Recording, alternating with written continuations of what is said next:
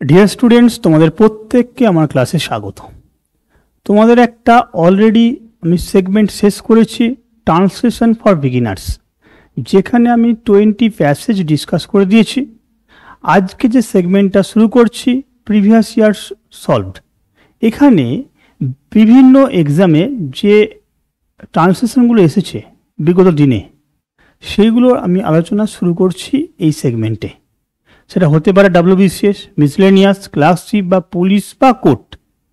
আমরা এই বিভিন্ন সময়ে যে প্যাসেজগুলো বিভিন্ন পরীক্ষায় এসেছে সেগুলো ডিসকাশন করব, যাতে তোমরা কী ধরনের কোশ্চেন আসে সেটা বুঝতে পারো।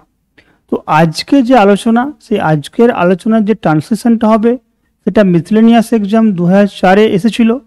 এই এক্সামে দুটো প্যাসেজ ছিল, সেখানে যে দুটো প্যাসেজের মধ্যে আজকে আমি 1 নম্বর প্যাসেজ আলোচনা করব। তো এই আলোচনার পূর্বে একটা বলে রাখি ইনফরমেশন, যে এই সমস্ত রেকর্ডগুলো একসাথে আমার অ্যাপে তোমরা পাবে, যার লিংক ডিসক্রিপশন বক্সে থাকছে। তো মেটেরিয়ালসগুলো তোমরা ওখানে কালেক্ট করতে পারবে। তো চলো আজকে ডিসকাশন শুরু করছি। ওকে,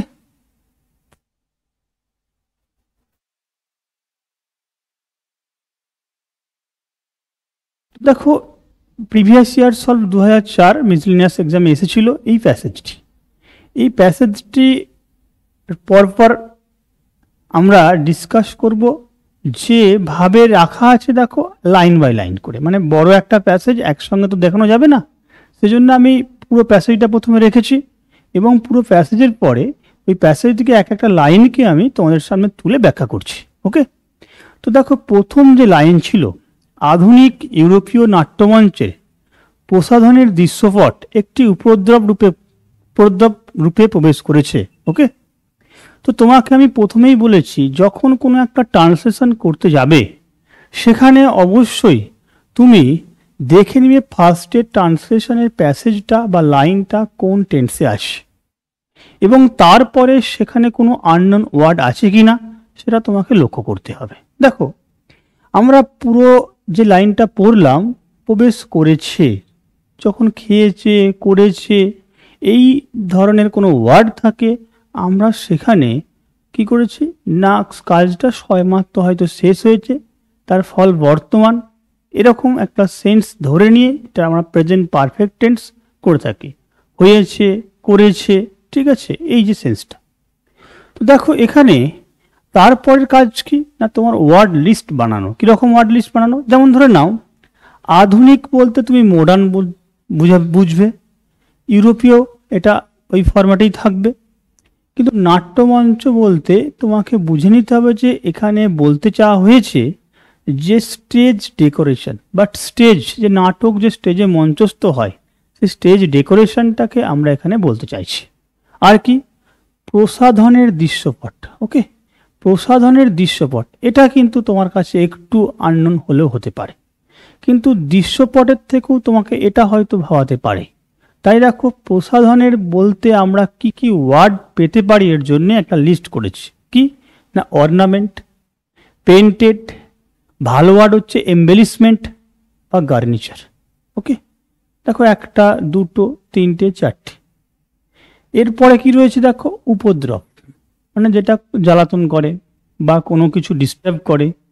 এর জন্য কমন ওয়ার্ড হচ্ছে ইন্ট্রুশন, এনক্রোচমেন্ট, ট্রেসপাস। ওকে, তার 3টে ওয়ার্ড তোমাকে দেখিয়েছে। যেই না মাত্র তোমার টেন্স এবং ওয়ার্ড লিস্ট তৈরি হয়ে গেল, এরপর তোমাকে কি করতে হবে না, সেন্টেন্স আকারে ফর্মটা করতে হবে। দেখো, আমরা কি দেখছি না, in the modern European stage decoration. তাহলে এখানে যেটা বলেছিল, দেখো, আধুনিক ইউরোপীয় নাট্যমঞ্চে, তাহলে এই নাট্যমঞ্চের মধ্যে, তাহলে এই জায়গাটা পুরোটা আমাদের একটা ফরম্যাটে কি হলো, in the modern European stage decoration. Okay, প্রসাধনের দৃশ্যপট, এটাকে লিখেছি পেন্টেড সিনস। দৃশ্যপট, সিনকে আমরা নাটকের দেখবে সিন 1, সিন 2, অ্যাক্টের মধ্যে, নাটকের মধ্যে পার্টি হচ্ছে অ্যাক্ট 1, অ্যাক্ট 2, অ্যাক্ট 3, 4 এরকম করে চলে। তার আবার ভাগ থাকে সিন 1, সিন 2, সিন 3। তাহলে এখানে পেন্টেড সিনস বলতে পারি, এমবেলিশমেন্ট সিন বলতে পারি। তাহলে পেন্টেড সিনস, দেখো বহু বচন এস আছে, তাহলে আমাকে কি করতে হবে না এরপরে পারফেক্ট করতে গেলে হ্যাভ করতে হবে।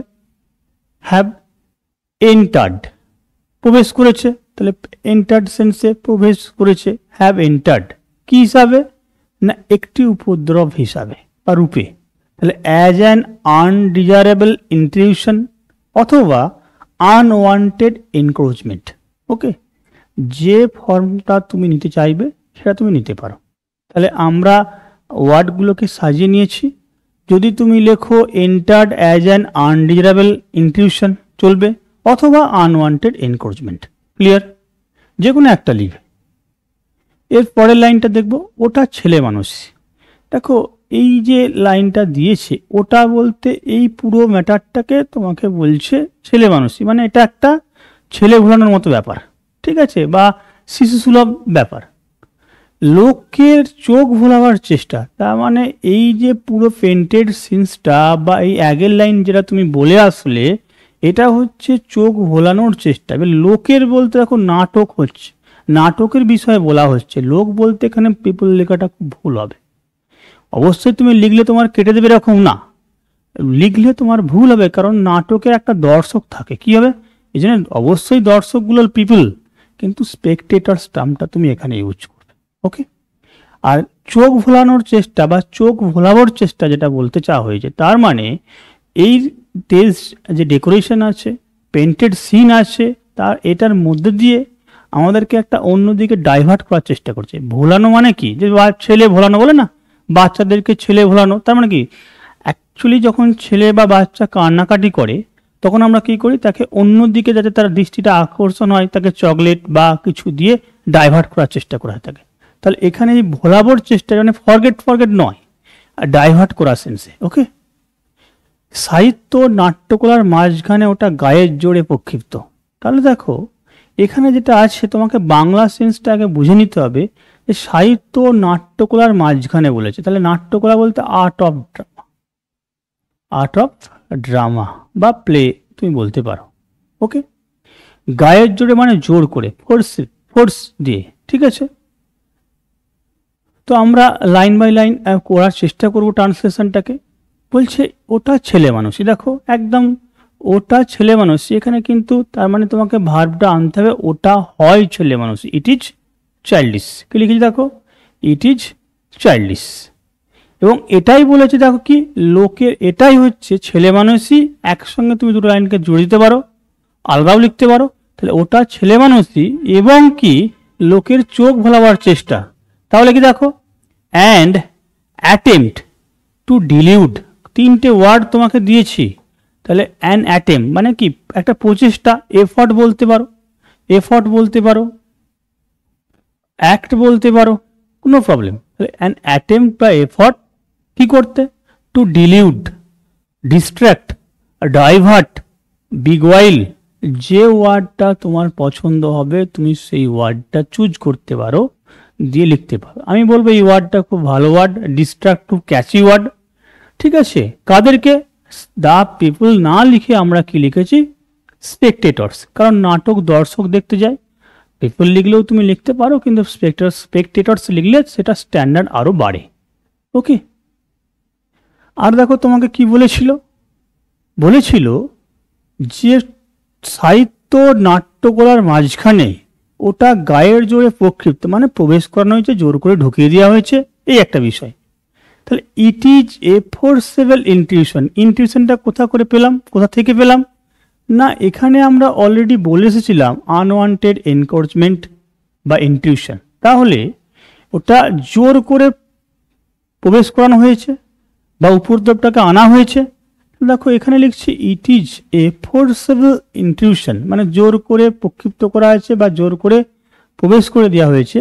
তো ইট ইজ এ ফোর্সেবল ইন্টিউশন কিসের মাঝে না, বিটুইন। আমরা জানি কি কোনো দুটো কিছুর মাঝে বোঝালে, দুটো কিছুর মধ্যে হলে কি হয়, বিটুইন ব্যবহার করি। বিটুইন লিটারেচার আর বিটুইন হলে কি হয় বলো, অ্যান্ড হয়। বিটুইনের সঙ্গে পেয়ার কে, বিটুইন অ্যান্ড।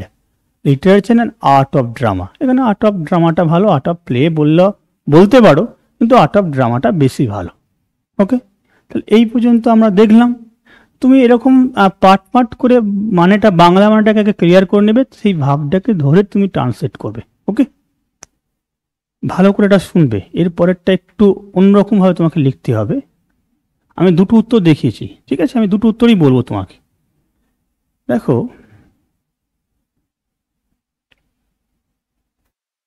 বলছে কালিদাস মেঘদূত লিখে গেছেন, তাই তো? ওই কাব্যটি ছন্দময় বাক্যের চিত্রশালা। অ্যাকচুয়ালি চিত্রশালা বলতে একটা চিত্র, একদম চিত্র বলতে একটা পিকচার। তাহলে তোমাকে এখানে কালিদাস মেঘদূত লিখে গেছেন, তুমি পাটে ভাঙতে পারো আর এই ভাবটাকে দেখিয়ে দিতে পারো যে মেঘদূত রিটেন বাই কালিদাস দিয়েও তুমি বলতে পারো। আমি দুরকমভাবে তোমাকে বিষয়টা বলবো। দেখো, প্রথমে বলছি মেঘদূত কোমা আর রিটেন বাই কালিদাস, তাহলে এই কালিদাস কি করেছে, মেঘদূতটাকে লিখেছে, কিন্তু কোমা দিয়ে আছে বলে এখানে দেখো এই মেঘদূতটার পরে ভার্ব কি হচ্ছে, ইজ। ঠিক আছে, তারপরে হচ্ছে কি, কিসের না, ছন্দময় বাক্যের চিত্রশালা। তাহলে ছন্দময় বলতে আমরা কি জানি না, রাইমিং এক্সপ্রেশন। দেখো, রাইমিক এক্সপ্রেশন, ক্লিয়ার? রাইমিক এক্সপ্রেশন বলতে আমরা ছন্দময় বাক্য বা ছন্দময় ভঙ্গিমা প্রকাশ, এটাকে বলতে চেয়েছি। আর চিত্রশালা বলতে কি না, পিকচার। ওকে, তাহলে পুরো সেন্টেন্স কি হলো, Meghdoot written by Kalidas is a picture of rhythmic expression. ঠিক আছে, এবার তুমি বলে স্যার এখানে ওই কাব্যটি ছিল, এই কালিদাস লিখেছে ছিল, সেটাও বলতে পারো তুমি। ঠিক আছে, তাহলে তুমি এখানে লিখতে পারো মেঘদূত, আমি লিখে দিচ্ছি, তুমি একটু খেয়াল করে দেখো। মেঘদূত, ঠিক আছে, এ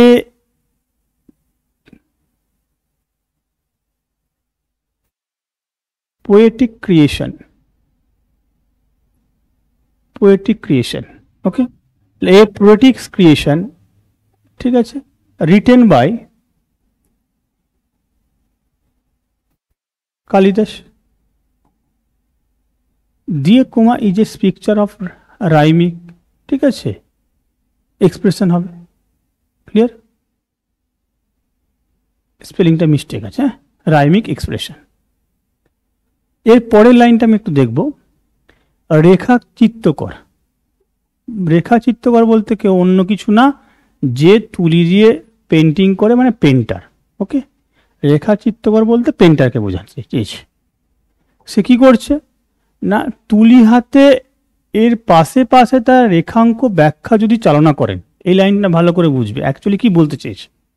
মানে দেখো, আমরা দেখেছি যে যেমন কবি একজন তার ওয়ার্ড ল্যাঙ্গুয়েজ নলেজকে দিয়ে একটা ক্রিয়েশন তৈরি করে, ঠিক আছে, কবিতা লেখে। সিমিলারলি একজন পেন্টার কোনো ভাবনাকে তার ছবির মাধ্যমে ফুটিয়ে তোলে, ওই ছবি দেখে আমরা তার ভাব কি বোঝাতে চাইছে সেটা বুঝতে পারি। এখানে সেরকমই বলছে, যদি কোনো একটা পেন্টার কোনো ব্যাখ্যা করে, মানে ছবির মাধ্যমে কোনো বোঝাতে চেয়েছে কিন্তু পাশে কোনো ব্যাখ্যা লিখে দিয়েছে, এটা কি হয় বলতো, এটা হচ্ছে একটা অসম্মান বা অবিচার কার প্রতি, মানে সে ছবির মাধ্যমে, পেন্টার ছবির মাধ্যমে বোঝাবে আর কবি বোঝাবে লেখনির মাধ্যমে, এটা হচ্ছে ন্যাচারাল। এর বাইরে যদি ঘটে যে সে ছবিটা আঁকলো তার পাশে ব্যাখ্যা দিল, তাহলে কি হলো, সে রিয়েল পেন্টার কখনোই না।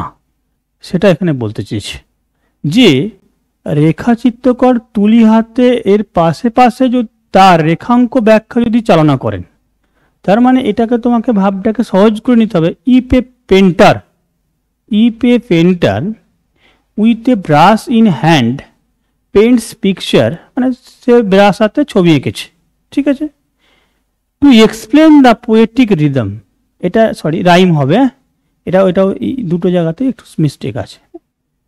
পোয়েটিক রাইম কুমা, যেহেতু ইফ দিয়ে আমরা শুরু করেছিলাম, this is as much as injustice, ঠিক ততটাই কি বলছে, অবিচার, two the poet as it is disrespect to the readers. কারণ দেখো, পাঠকের প্রতিও তেমনি অশ্রদ্ধা প্রকাশ করা হয়, এটা বলতে চেয়েছে।